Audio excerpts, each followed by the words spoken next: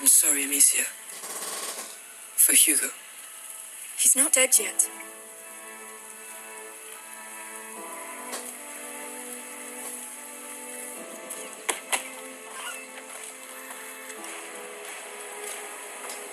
The macula's not just in Hugo's blood. It concerns everybody. And it can change everything. No! No. Rotten flesh. Remember, no more killing soldiers. No more killing us.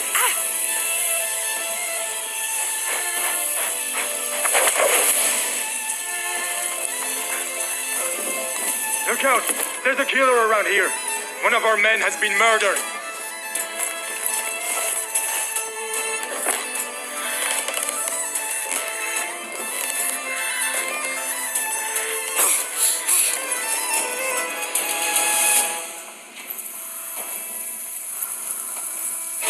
You're only making it worse. Amicia, don't. I'm tired of being afraid. I'll show them that it's over. Finally. See, they're nothing. Nothing to be scared of. No! You are not them. What is wrong with me? Hugo. Amicia!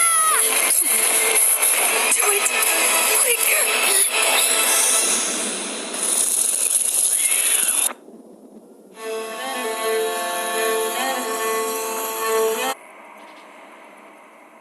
So why'd you leave Boston? I've been on quite the adventure, little brother. I reckon it's got something to do with that girl. It's got everything to do with that little girl.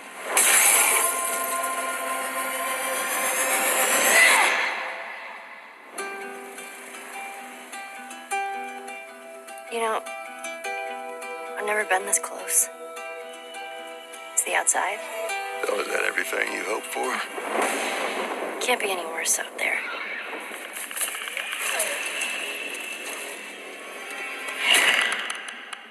Can it? Once upon a time, I had somebody that I cared about. And in this world, that's good for one thing.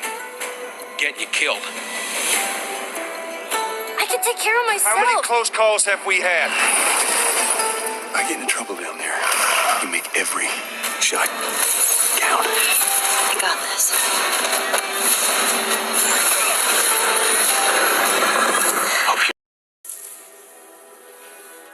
You're alone in the realms, I'm afraid. The portals are a mess. Not even sure if Nightingale made it. Given how fragile you humans are, I'd say that staying fed, dry, and rested should be your priority. If the portal arch is inactive, you'll need to make realm cards from rare resources. Once you have realm cards, you can activate the portal. Beware them. Foul things lurk in the interrealmic void, waiting to get in. Be ready with your axe pick.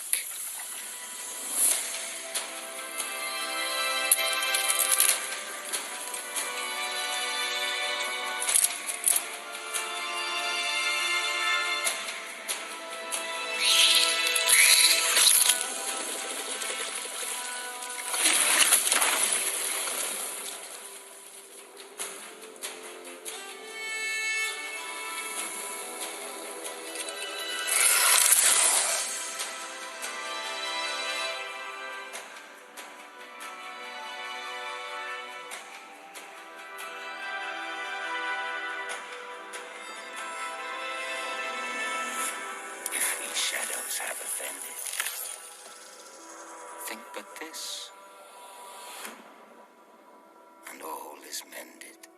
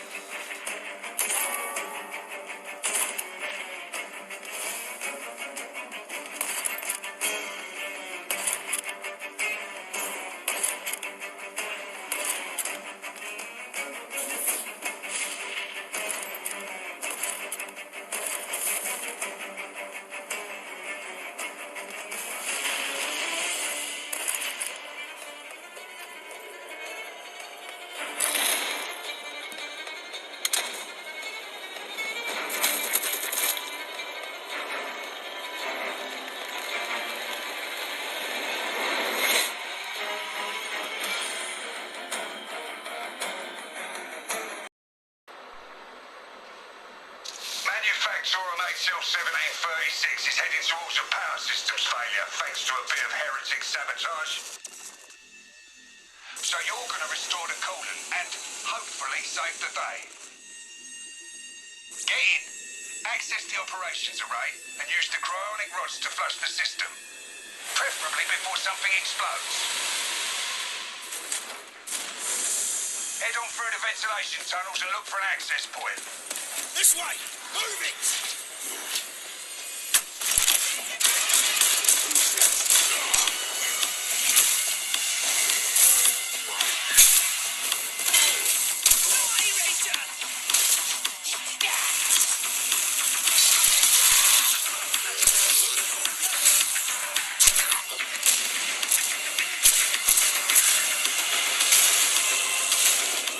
Set your data interrogators.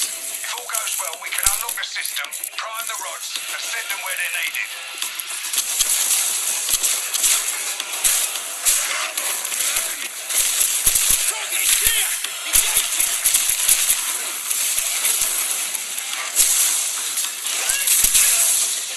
That's the first part done. Get to the base of the matrix spire and put those cryonic rods to work.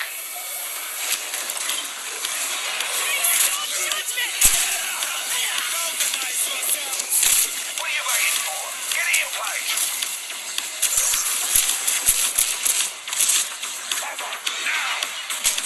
You finished here? Look for a way out.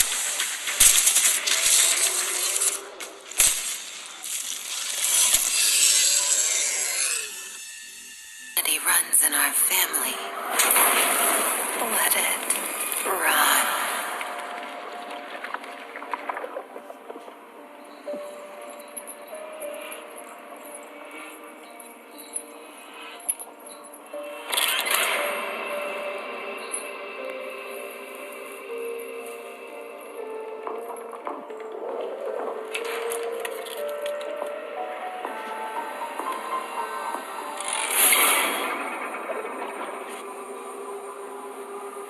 They say it's a tale of sadness and guilt of an artist trapped in a place beyond redemption. It's a lie. This is a story of my fear, pain, and hatred, of the horror of my loneliness. And it is mine to tell. Now I see it. All this misery, all this suffering.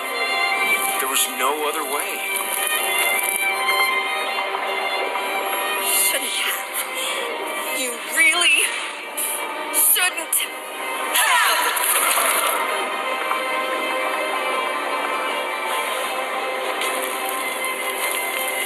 An empty shell cannot live forever. It cannot live at all.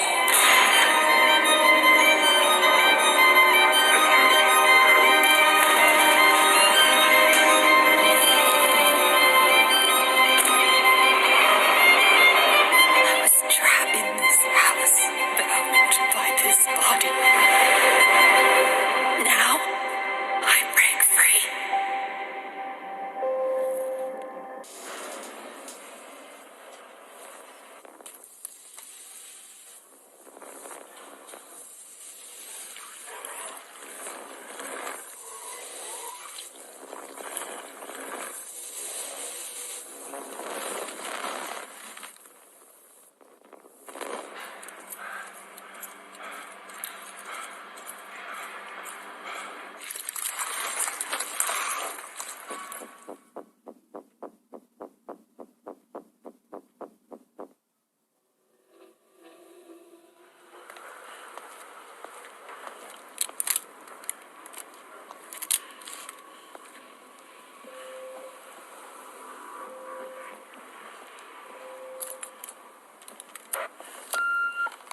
You there, Mike?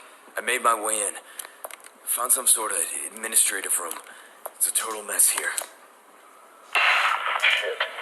They were really rushing out of there, weren't they? All right. Head to the dome. It might be your only way down.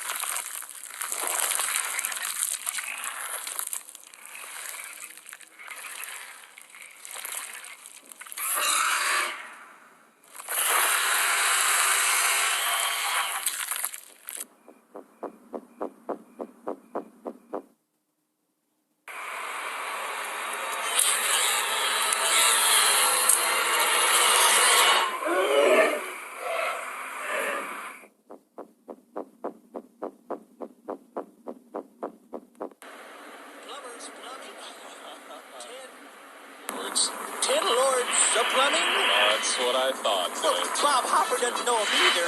Bob's got other things to do, right? It's news time.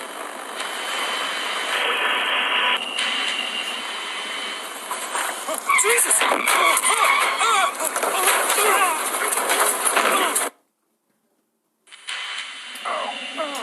Fuck! Oh, shit!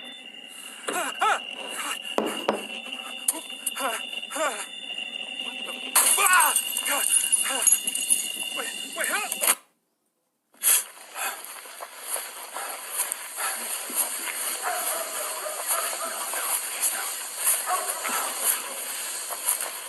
Hello? I'm so sorry. No, I didn't.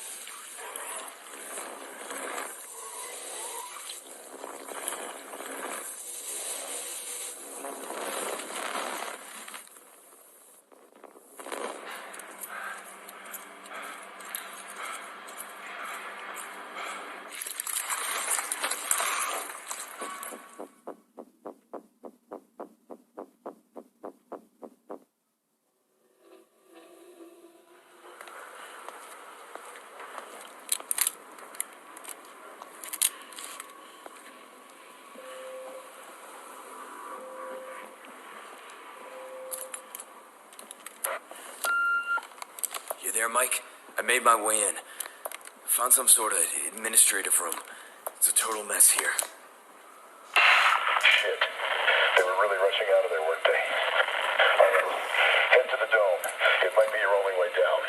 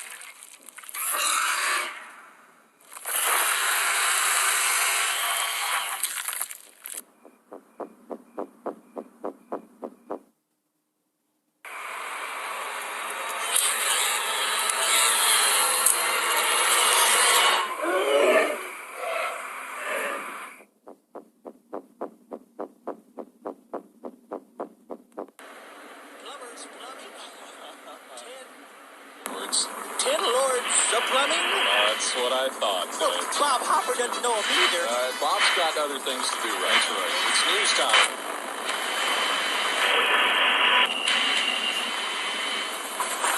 Jesus!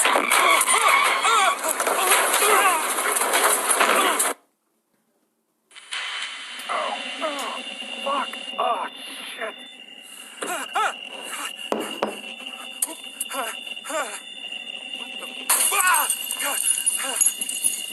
Wait, huh?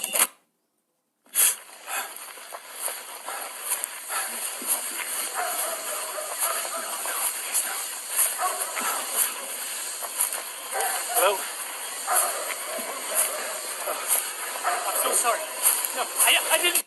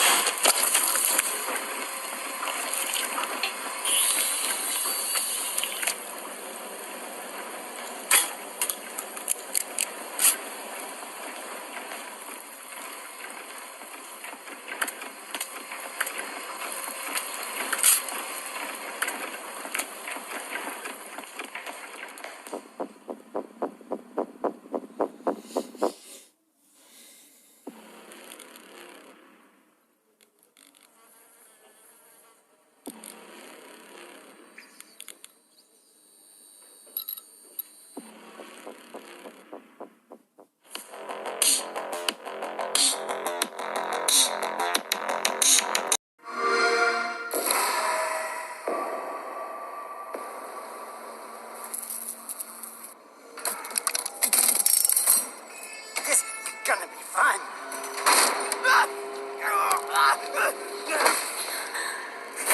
You know I can't let you leave.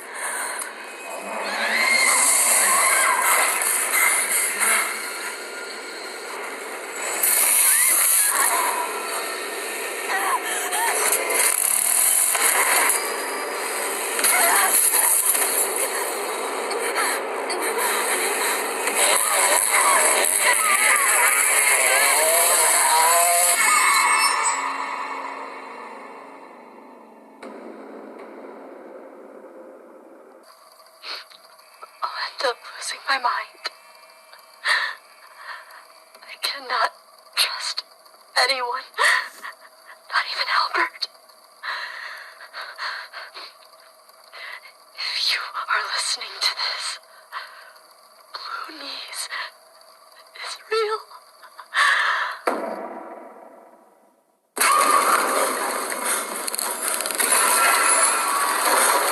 I know I'm not sick. I know I don't have much time left.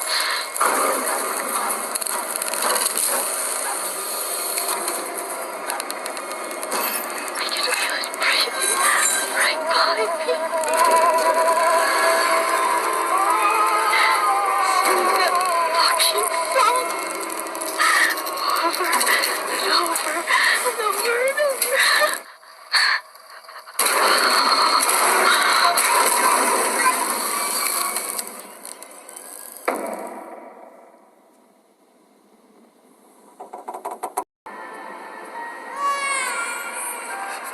Rose! It's all right, Rose. It's all right.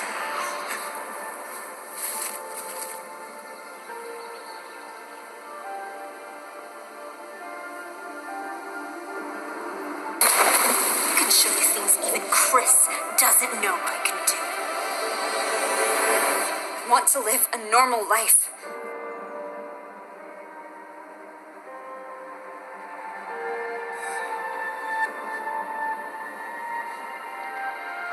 She's near death and ew, something just moved on her hand.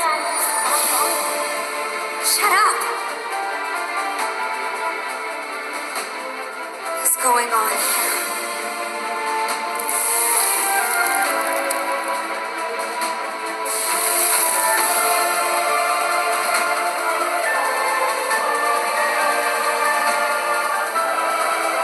You look just like me. Now we have a new little rabbit to pursue.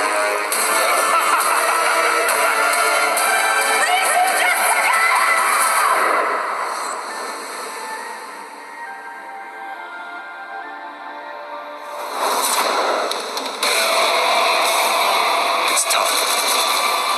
Marking the target. It's showtime! No. What next?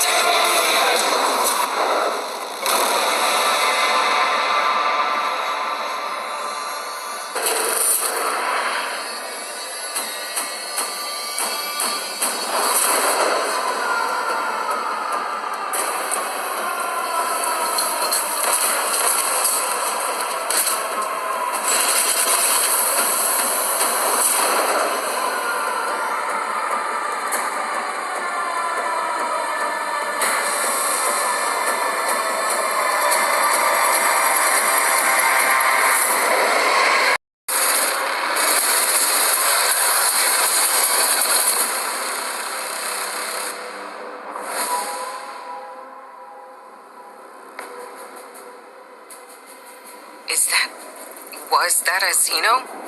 The corpse was definitely a xenomorph, slain in combat.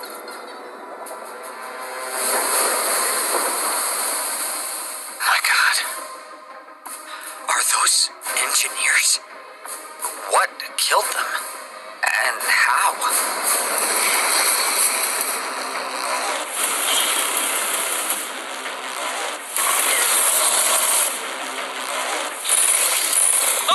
Xeno's coming in! What the hell are those?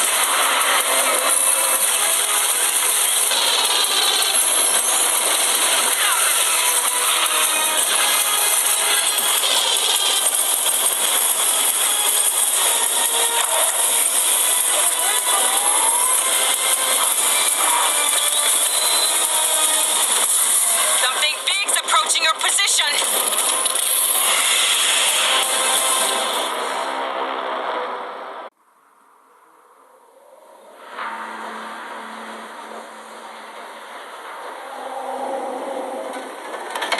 Sergeant Leo Alvarez of the CM Leth Recon Squad.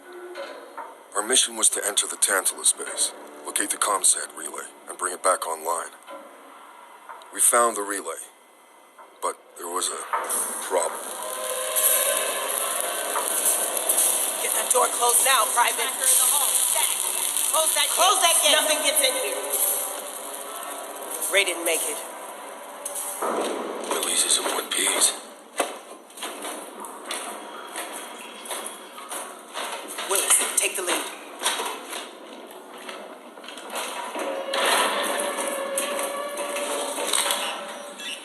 Oh, this ain't good. What we found was a new kind of evil. And it found us first. What the? This wasn't human. Retreat! Retreat!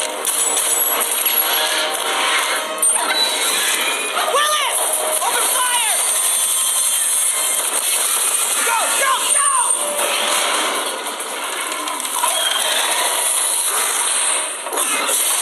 Alvarez! Through that door!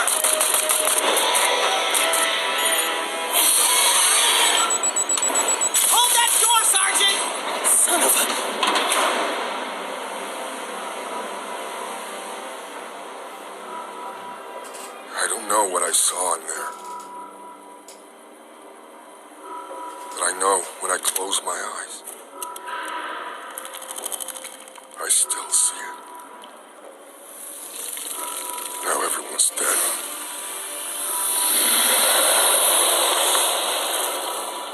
And someone needs to know.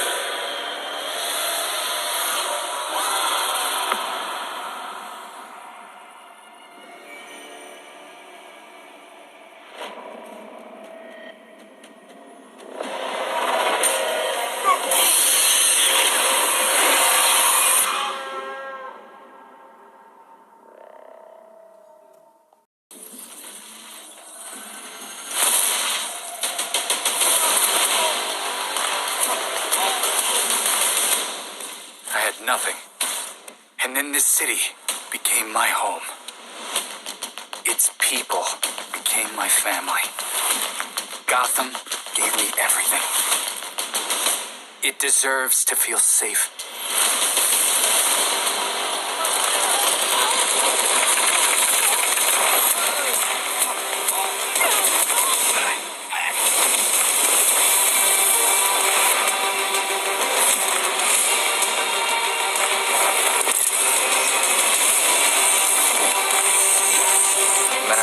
We try. There's always more to do.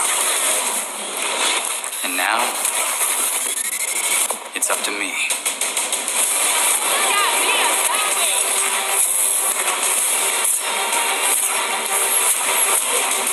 Got time for a dance, Nightwing?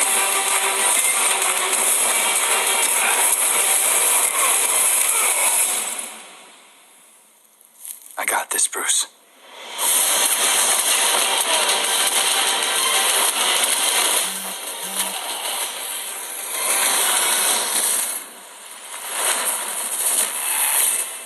Pre-order now. This world has no hope under your watch.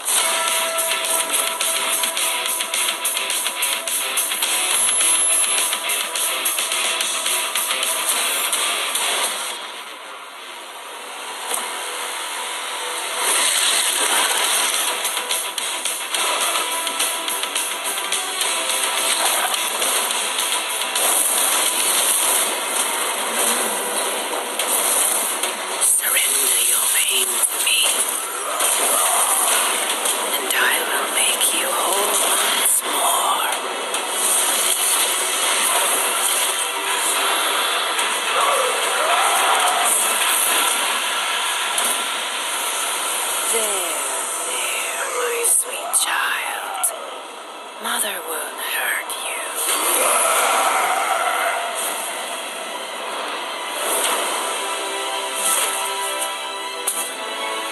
Typical Parker luck.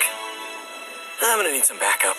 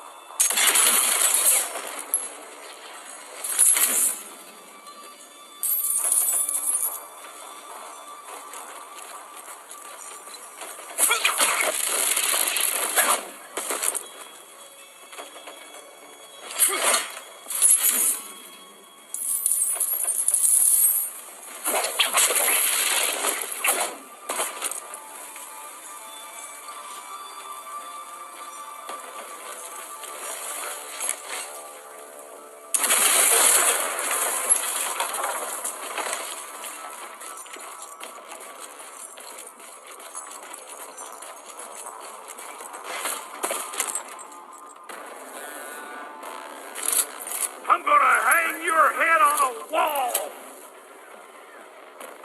You won't move. You're in my crosshairs!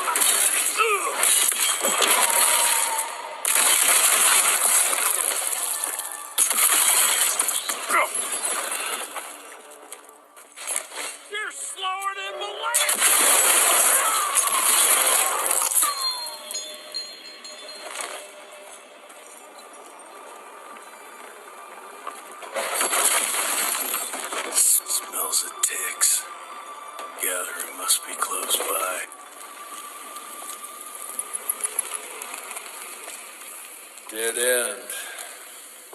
Great. You seeing this too? Take it off. Mr. Rentier, on a first date? What do you take me for? You're right. Maybe a little light to set the mood. No need. I see it now. Of course. Glamour. I'm on it. Today, Chester. Please. I need to concentrate. It's not that easy to sever the illusion from its source. What's the source? You don't want to know.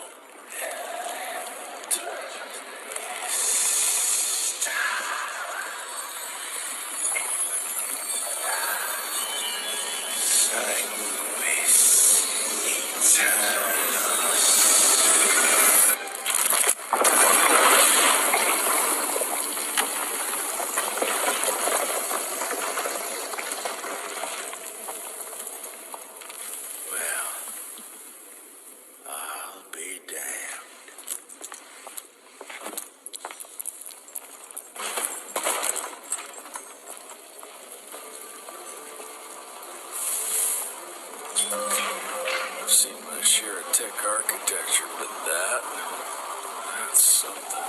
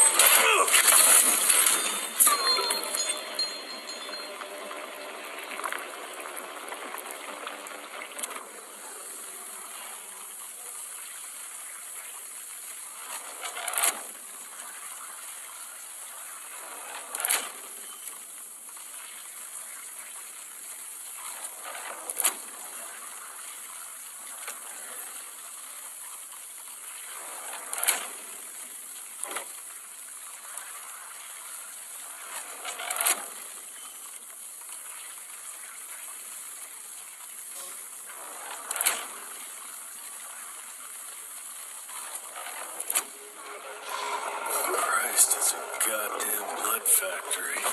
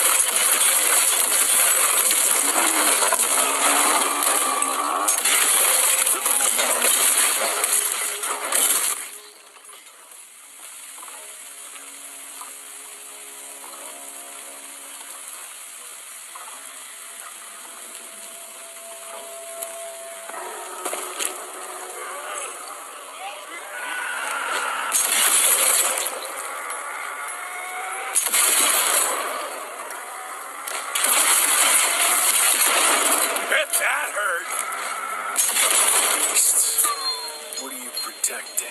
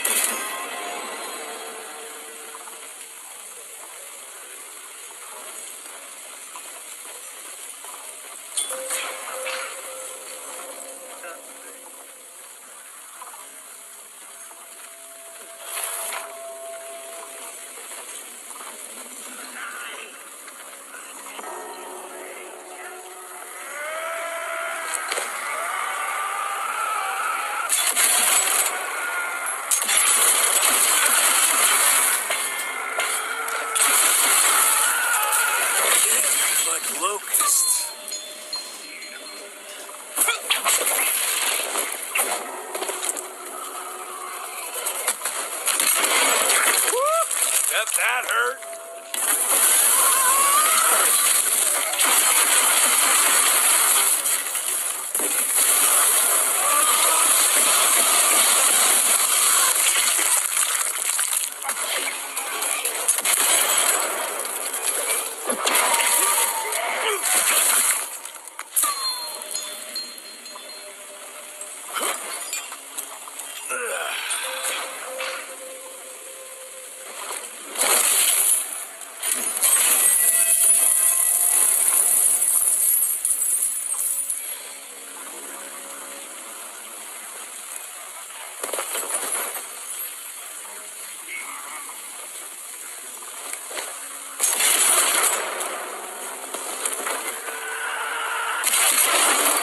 That hurt. I'm killing time.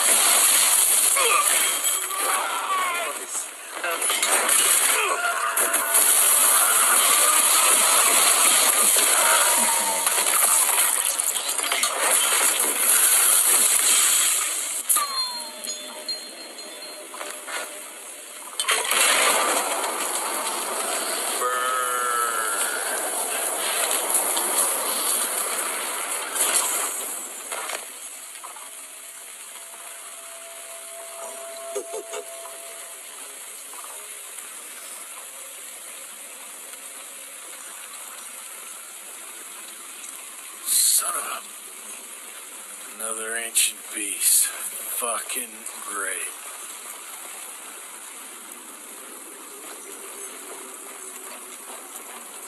Doesn't look to be long dead. Trip into its guts. Great.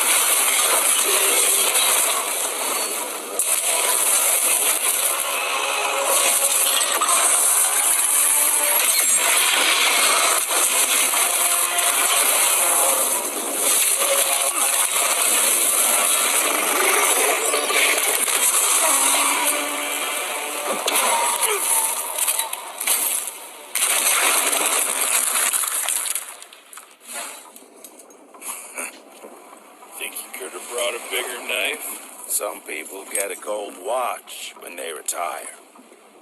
I got Susan here.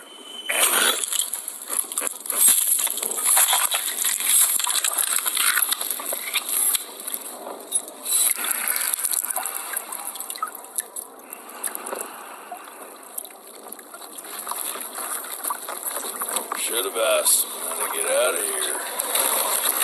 Too late. You won't be of any use for a month or two. Wait. What about Chester? Well, what are you gonna do?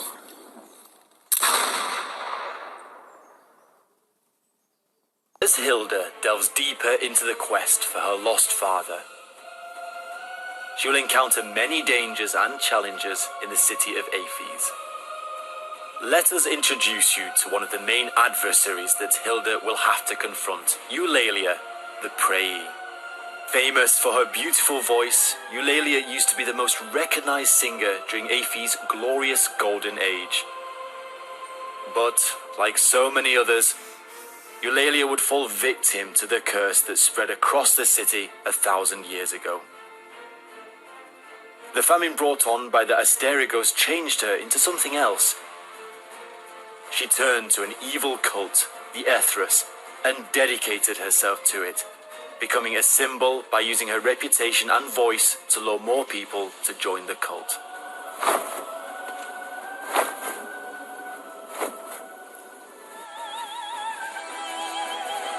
The encounter starts with Eulalia flying around the top of the seats while sending attacks like voice shock blasts, feather blades, and cyclones.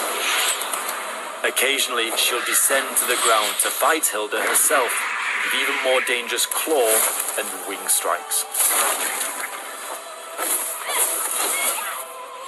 After some back and forth fights, Eulalia would fly to the sky and use her voice and feather blades to attack Hilda again. And this time, she even calls upon several harpy minions to assist her. During this phase, Hilda must fight the minions while watching out for Eulalia's deadly attacks from above. Once Hilda has dealt with the minions, Eulalia will land again, and this time with despair as she will cause feather storms to swoop around the amphitheater. This is when the battle culminates. The feather storms will continually fire sharp blades as Hilda cautiously counters Eulalia's onslaught in close combat. In the end, only the strongest will survive.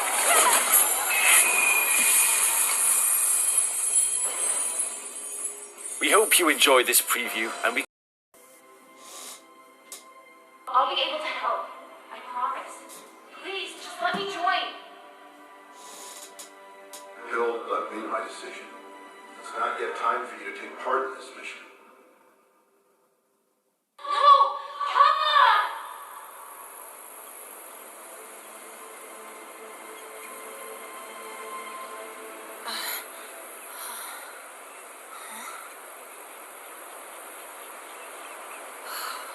By the winds.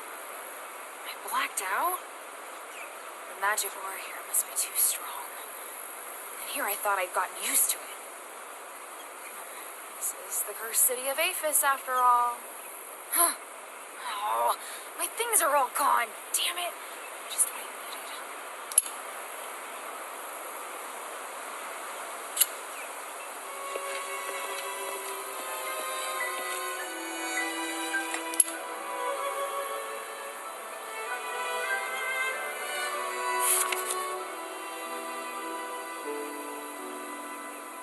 Damn. Some of my weapons are missing. What happened while I was knocked out?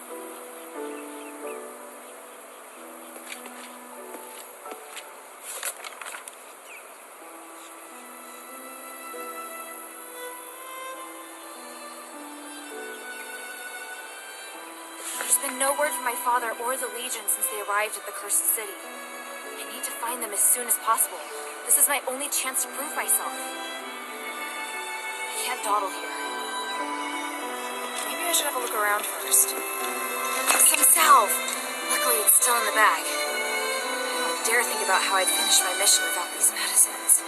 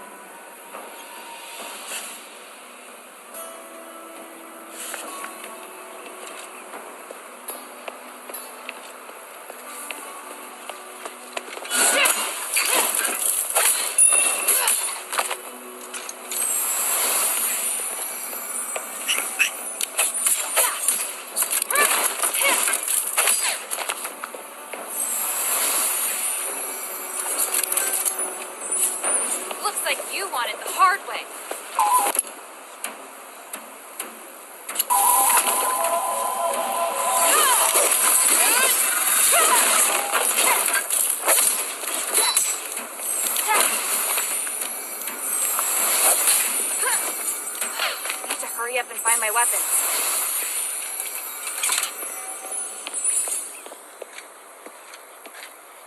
Staff, spear, bracelets, and my dagger.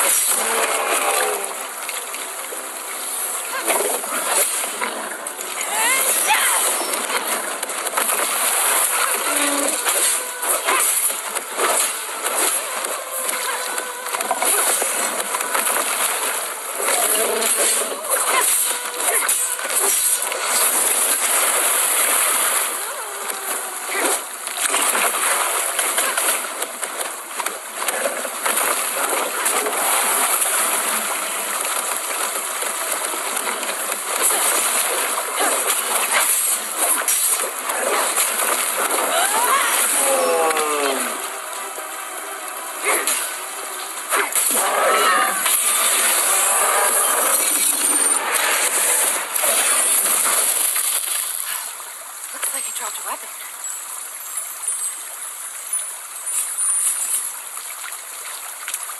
That's the Northwind Legion's mark on the hilt. All the others must have come this way. Perfect. At least I'm on the right track. They must have already entered Aphis.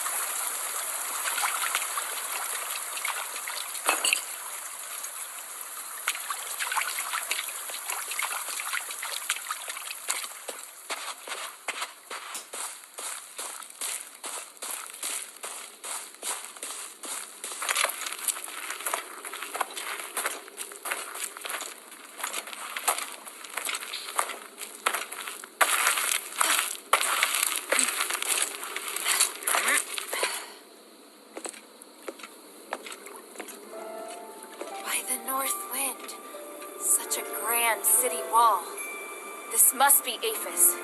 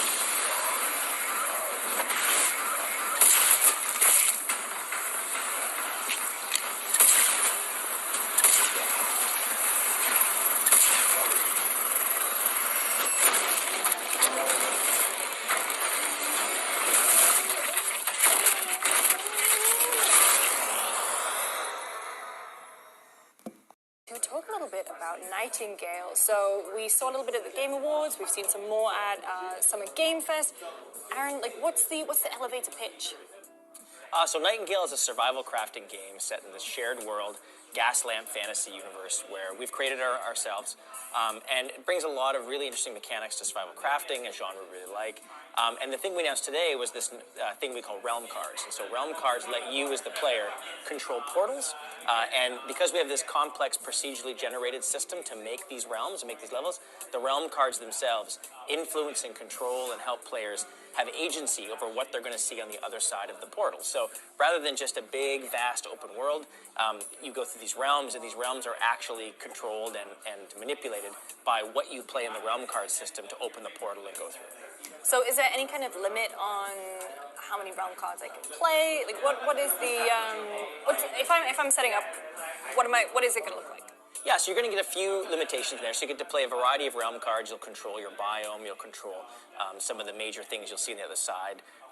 You get to control certain aspects of other things like weather and stuff like that. And all that leads to changing the experience and making the experience exactly what you would want on the other side.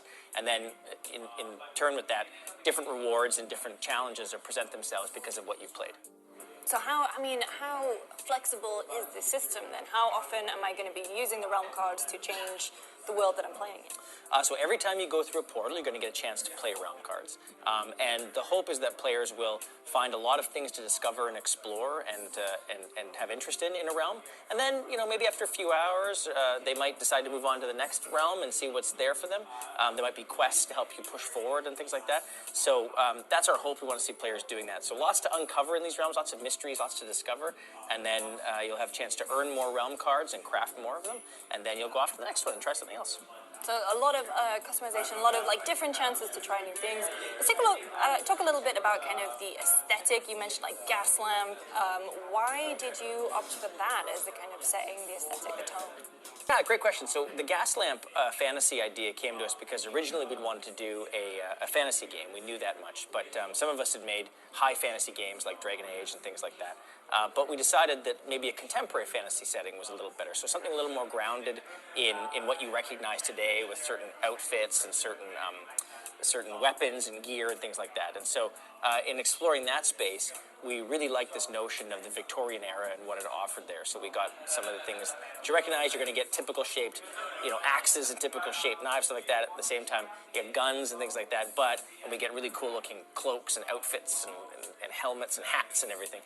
And we just really like that aesthetic. And so from very early in the project, we embraced that and embraced the architecture you get as well. You get all sorts of things that you recognize as being actual houses or being actual constructions. And we just fell in love with it early in the development. Was there ever anything else on the table, or was it, you kind of just saw Gaslamp fans and you were like, okay, this is it. This is the kind of catch-all. Yeah, I think it was that, actually. I think we didn't take very long before after a couple of concepts and a couple of ideas going back and forth, we just settled on, said, this is it. We want this. We can bring this world to life.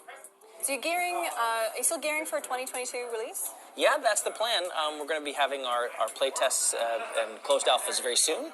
We wanted to get this trailer out, and now we're going to begin to prepare our builds for that, so stay tuned for more on that front.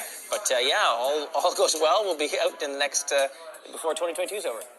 And so, can I play solo, or is this just, I can group up with a bunch of friends, kind of like Valheim style, where you can play by yourself, but it really shines when you're with them? Yeah, I think that's a great way to say it. You can definitely play solo. It's not a game for particularly large groups, so it's not an MMORPG. It's a game for small groups, friends, high trust relationships where you'll know people and you bring them in, invite them to your realm and they can come explore your realm. You can go to their realm, etc. And so that's really the sweet spot for us, is solo to small group play.